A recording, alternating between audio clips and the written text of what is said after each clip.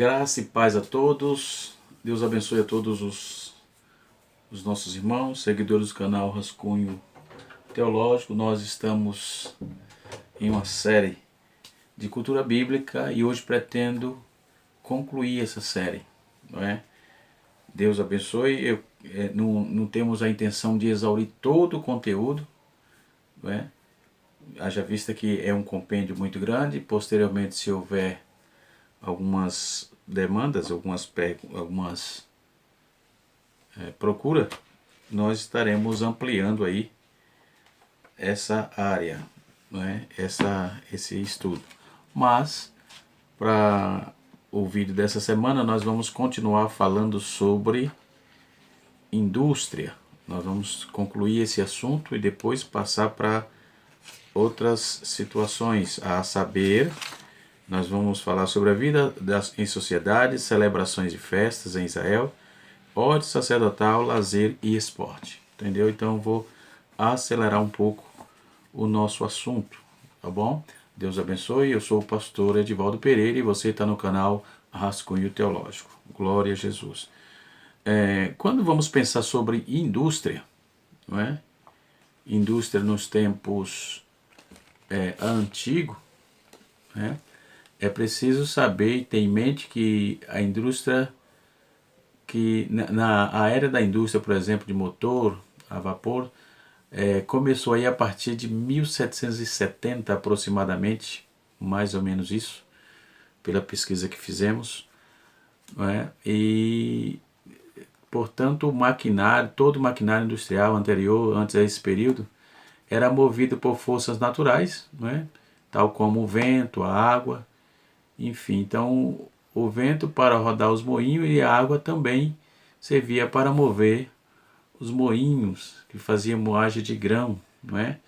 Para a fabricação de outros materiais, e assim sucessivamente. Na região do Nordeste, no estado da Bahia, tem uma região que tem sisal. Sisal é uma planta, uma palma bem larga assim, verde, que aquilo ali se moe e tira os fios para fazer tecido, né? E era bem assim, daquela forma primitiva, né? E assim sucessivamente. Então, quando vamos ter a ideia de como funcionava a indústria no Antigo Testamento, nós vamos ver que a construção do Templo de Salomão, por exemplo, apresentou-se Irão, o rei de Tiro, que os israelitas não dominavam aí a técnica de cortar árvores, e o texto vai dizer no capítulo 6, capítulo 5, verso de número 6 de 1 Reis, o texto diz assim: não há quem saiba cortar madeira como os sidônios, né? Então as madeiras do templo eram cortadas nas montanhas do Líbano, levada precariamente com os carros, em carros de boi, né?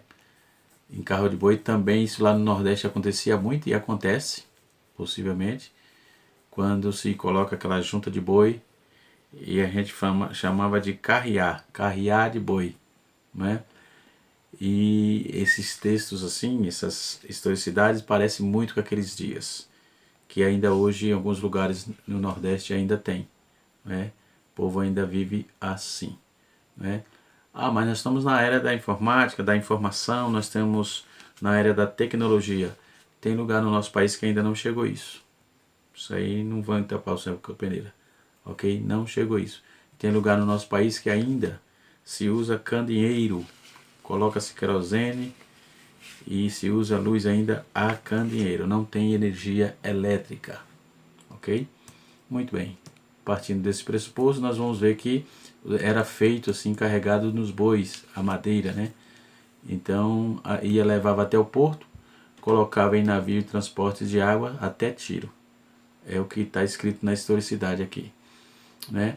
Então, as pedras do templo foram cortadas e trabalhadas nas pedreiras de cada uma delas, se encaixava aí perfeitamente de madeiras que nem martelo, nem machado, nem instrumentos algum de ferro se ouviu na casa quando se edificava, entendeu?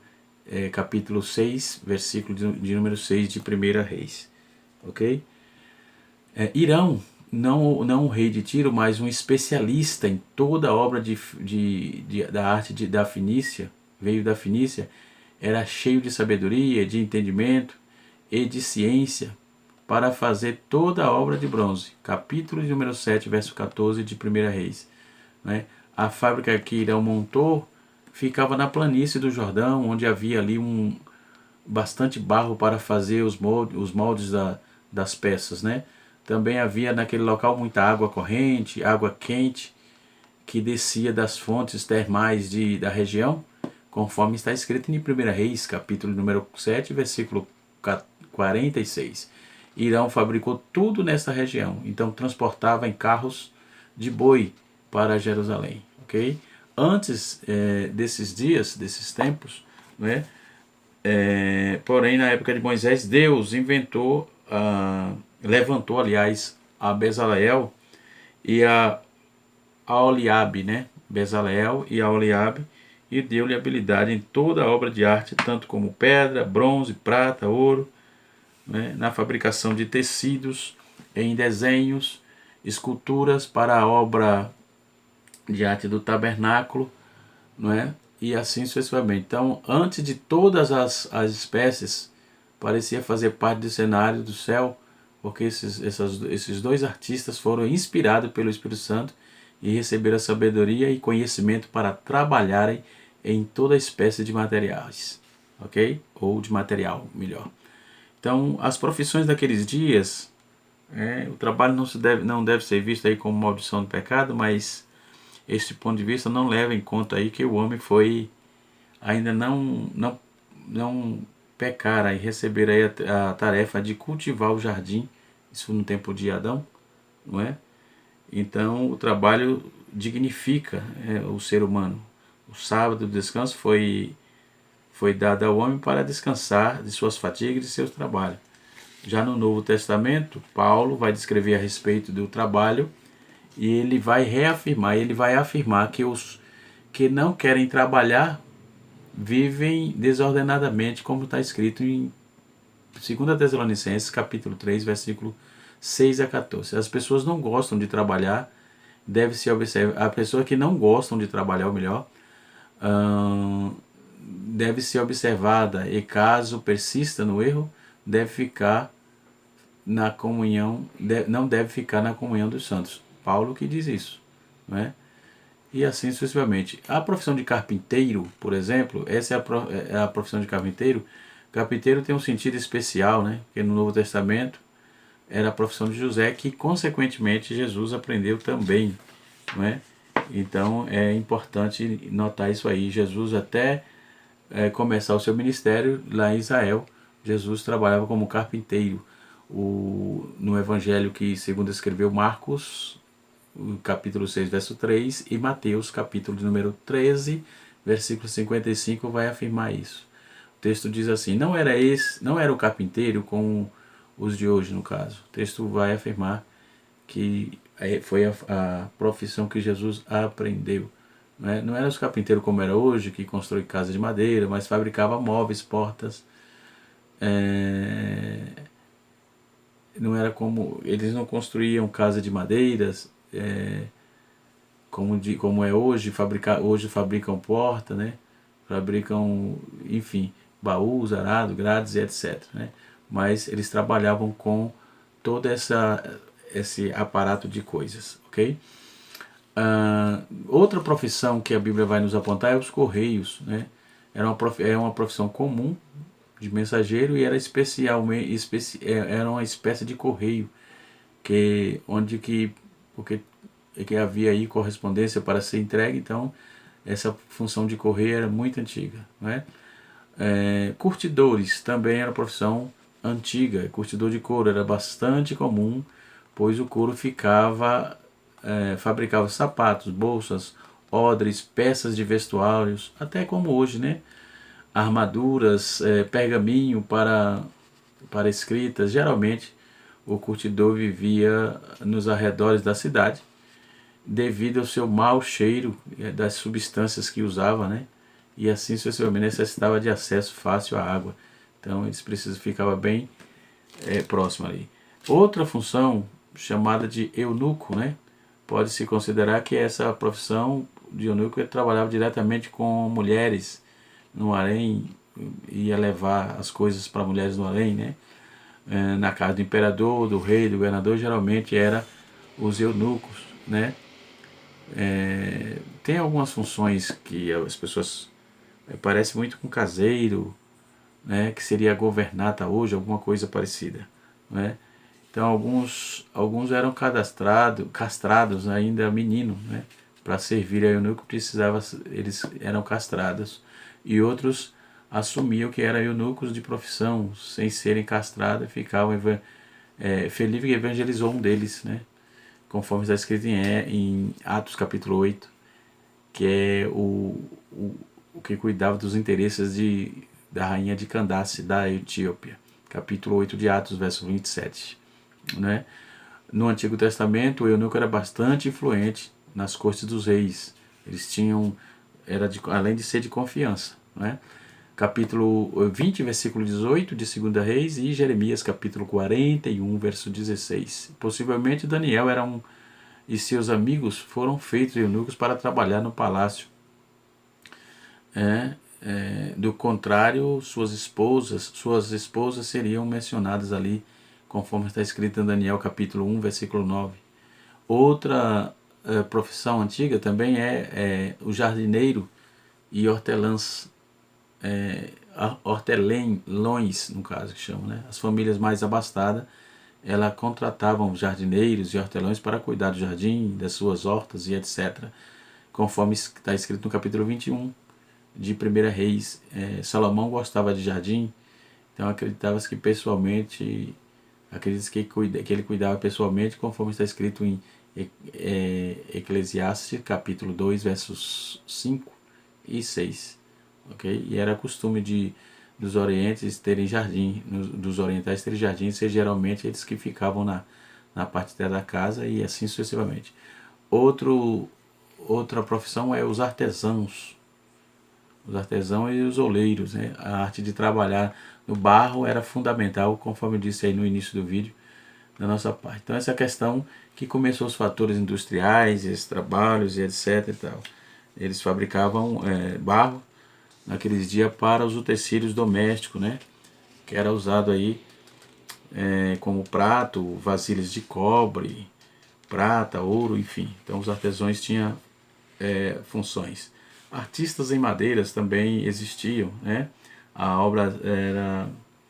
Obras de arte sempre foram feitas aí e apreciadas em toda a época. Isto é um dom de Deus concedido para os homens, pessoas que trabalham, esculpem madeira, né? E assim sucessivamente.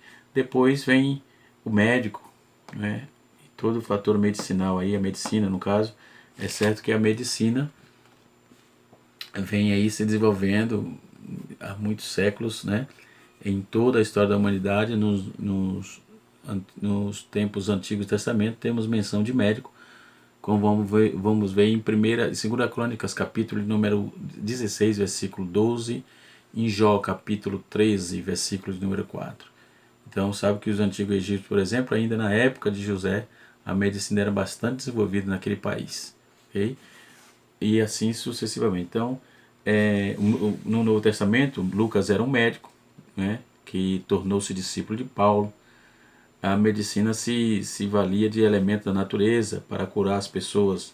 Então, quando vamos ver Isaías, Isaías colocou um emplasto de figo na perna do rei Ezequias, para que fosse curado. E isso está escrito em Isaías capítulo de número 38, versículo 1. Quando vamos ver um unguento, por exemplo, o óleo do nardo era muito procurado, né, para produzir a partir de uma planta encontrada na Arábia, tinha um valor comercial muito grande em Roma, e Lucas menciona esse unguento com o qual Jesus foi ungido, e era o nardo puro. Vejamos em Marcos capítulo 14, versículo número 13. Em Lucas capítulo 7 também, versículo número 38 a 46, 38 e 46, e capítulo 23, versículo 56, certo? E nós vamos ver também que o nardo é uma palavra encontrada não apenas nos textos de Marcos e João, conforme eu já disse aí, né? Vamos ver alguns escritos que vamos encontrar isso aí. Nós vamos encontrar outras coisas além da amêndoa de pistache, da região das Sírias e assim sucessivamente, tá certo? Vamos partir para uma outra situação, ok? A vida social, né, e as celebrações, como era isso? Na sociedade do Novo Testamento, berço de Jesus Cristo, por exemplo, o nascimento do Cristo, o judaísmo helenístico ou helenismo, judaísmo e helenismo. O que é o helenismo, né? O helenismo é nada mais, nada menos do que se refere ao termo grego que se refere aos gregos que influenciou, né, nas escritas da Septuaginta, né? Nós vamos ver que no apogeu de Alexandre o Grande, com seu grande exército, ele dominou os povos do Oriente, chegando até a Índia, né? E nenhum povo conseguiu deter. Então a presença dos gregos, a presença do domínio grego ou helenista influenciou as culturas dos países dominadas, inclusive Israel, né? Então tinha os helenistas dentro de Israel. O helenismo tomou um espaço e misturava-se judeus e helenista, certo? E assim sucessivamente. Então os gregos influenciaram os judeus em sua cultura, né? As práticas sociais, foram eles que trouxeram os banhos públicos, conforme eu também já disse em áudio anterior, como água quente, costume dos homens e das mulheres de se banharem na mesma piscina, provocando aí grande reação dos judeus. Os homens judeus se adaptaram bem à nova cultura e chegavam a banhar nus com os gregos e romanos, né? Já no ano 325 a.C., quando Alexandre no Egito foi fundada aí, Alexandria lá no Egito foi fundada nesse período. Muitos judeus para lá imigraram para lá, e alguns historiadores afirmam aí que a ocasião que Cristo cresceu ou que Cristo nasceu tinha uns 30% da população era judeu, ok? Então, e a helenização fez que os judeus adotassem nomes gregos, não é? Como os que deram boa-vinda a Paulo em Corinto, Tíquico, Justo, né? Crispo, Apolo, Filipe, Estevão, eram nomes gregos, adotados aí pelos judeus com a influência da civilização grega, conforme escrito está em Atos, capítulo de número 17, versículo de número 8. 17, versículo 7 e 8. Então os escritores antigos raramente mencionam a diferença física entre judeus e outros povos, mas prova mais uma vez que os judeus eles não eram puros, né? Eles tinham sempre umas miscigenações, ok? Até porque vieram dos semitas e assim sucessivamente, ok? Um livro que vai nos ajudar também bastante, até porque o tema não é muito, mas vai ajudar quando vamos ler O Deus dos Semitas, de João Evangelista Martim Terra, não é? Então ele vai trazer um escopo interessante dentro desse contexto que eu estou falando, não é? Quando ele vai trazer a linguagem, deixa eu ver aqui no seu sumário, a linguagem semíticas, aqui na página número 4, linguagem semítica oriental, não é? No acádico, e o semítico ocidental do norte. Aí vamos ver o cananeu, o fenício púnico, o garítico, heblaita, certo? E depois vem o hebraico, né? E assim sucessivamente. Hebraico, aramaico, oriental, o mandeu, são idiomas que surgiram, não é? E as pessoas foram se popularizando daí por diante, ok? Então é interessante aí trazer fontes e documentos para que possamos embasar a nossa fala aqui. Tudo bem? Então não só foi os gregos também que influenciam, os gregos vieram bem depois, né? Então os judeus mais ortodoxos na Judéia, eles condenavam aí essa mistura de casamento, de religião. Os judeus várias vezes foram perseguidos, né? Lá em Roma, especialmente no Império, pelo imperador Cláudio. Romanos ou Atos capítulo de número 18, verso 2, Atos capítulo 16 também, versículo 1, vai dizer que o caso de Timóteo, filho de uma judia crente e pai grego. Então a mistura houve, e aí foi vindo aí um multissanguíneo, ou multilíngue, aliás, situações multilingües, né? Aí veio a globalização e etc e tal. Aí a Septuaginta, por exemplo, a helenização ou cultura grega fez com que o Antigo Testamento fosse traduzido, né, do grego aí para na versão que conhecemos como Septuaginta. Então o estudante deve ter visto aí,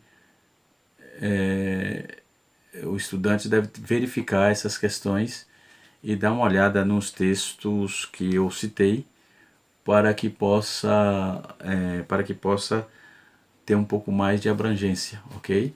E temos aí as fontes que eu também cito, se precisar de mais temos mais fontes e etc e tal, né? Então existem muitas histórias aí que aconteceu, que isso aconteceu. Então o melhor documento aí que vamos ver é o do filósofo Filo, né?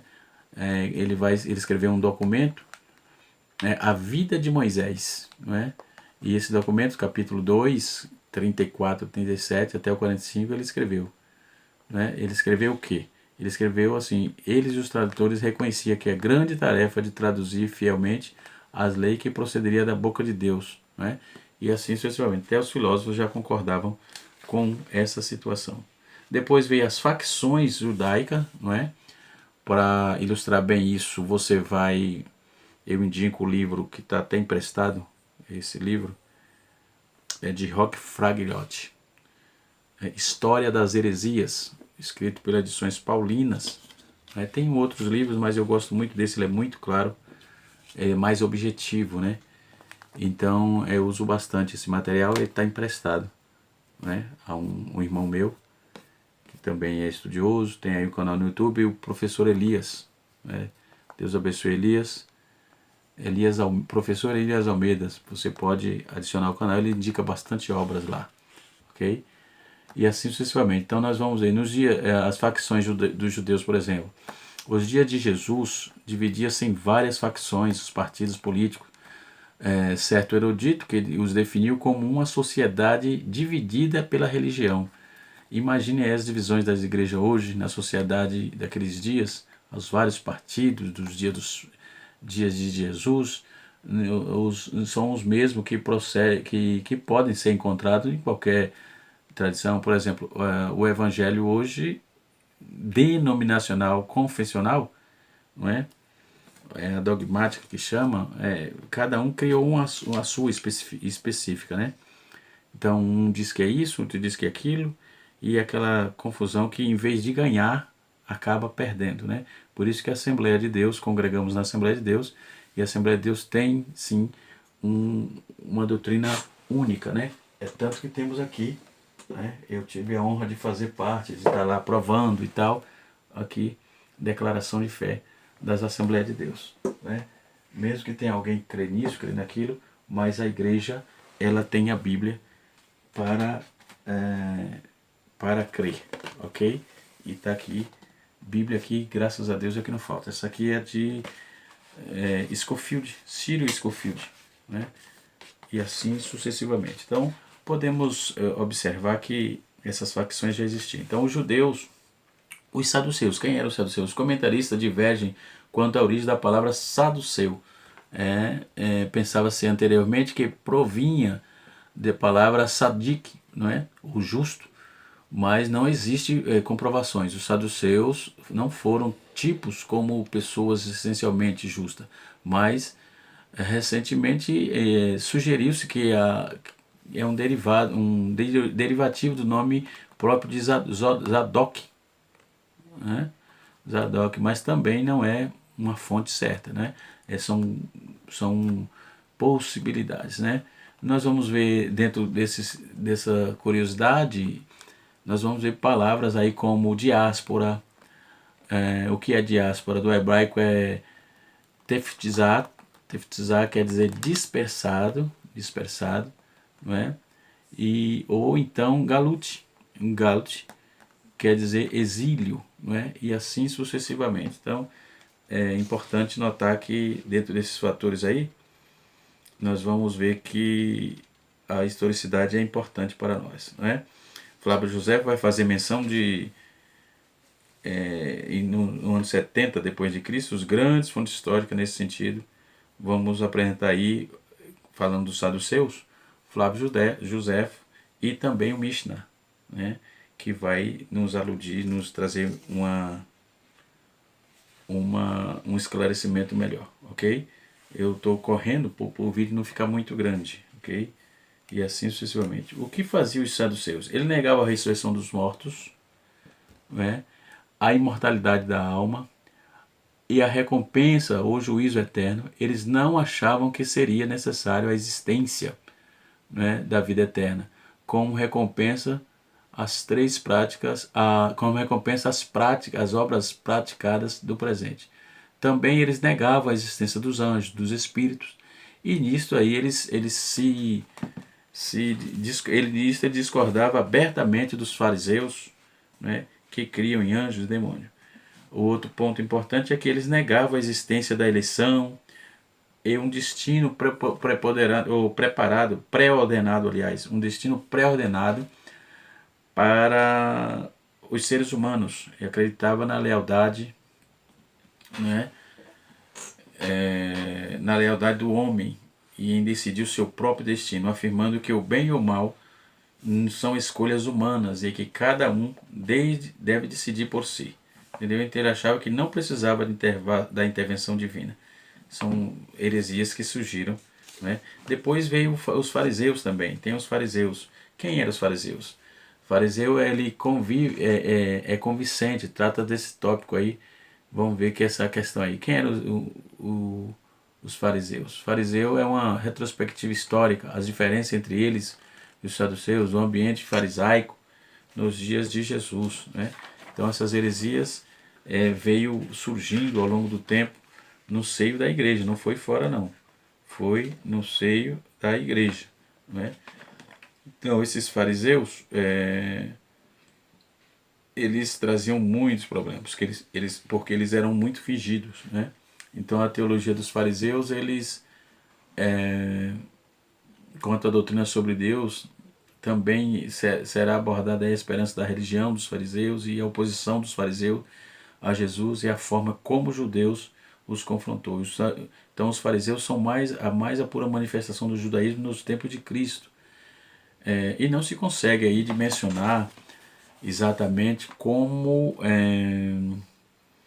a obra de Cristo sem ver como funcionavam esses partidos políticos religiosos, né?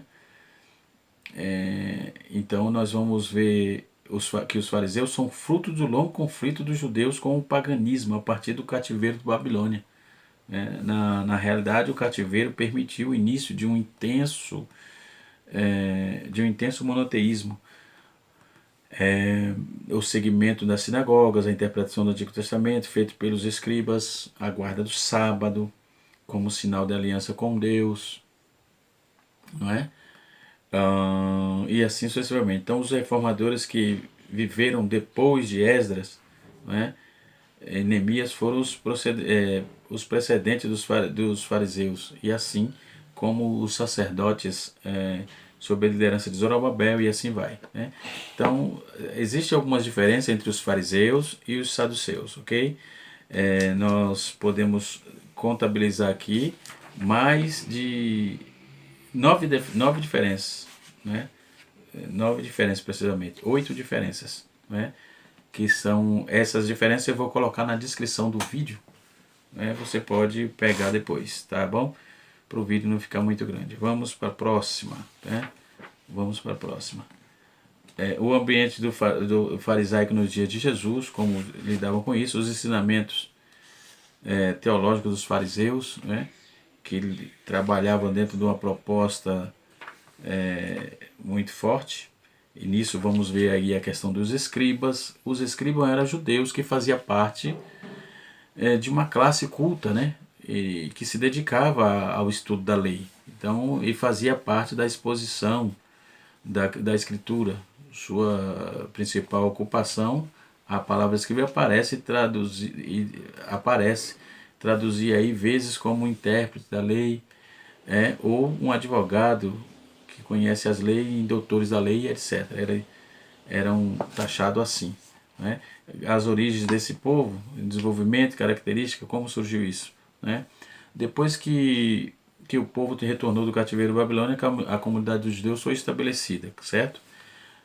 sobre a organização aí e sobre a organização e liderança de Neemias, né? Daí para frente Neemias estabeleceu, nós estudamos isso no início do ano aí, não é? E assim sucessivamente. Se você for ver no canal Rascunho da EBD, você pode ir lá e você vai achar no playlist. Esse Rascunho da EBD é um canal que também comentamos a revista da escola dominical, ok? Depois vem os Herodianos, veio os Zelotes, veio os Essênios, não é? Os Essênios eu tenho os materiais aqui muito bom dele, né? Dos Essênios. E assim sucessivamente. Deus abençoe a todos e até a próxima, se Deus assim nos permitir. Eu prometi que ia finalizar, mas não deu não. Ainda tem bastante assunto. Dá para dar mais um vídeo aqui tranquilo, tá bom? Um abraço, até a próxima, se Deus quiser. Deus abençoe, pastor Edivaldo Pereira e canal Rascunho Teológico com você, dentro do conhecimento bíblico e da responsabilidade cristã.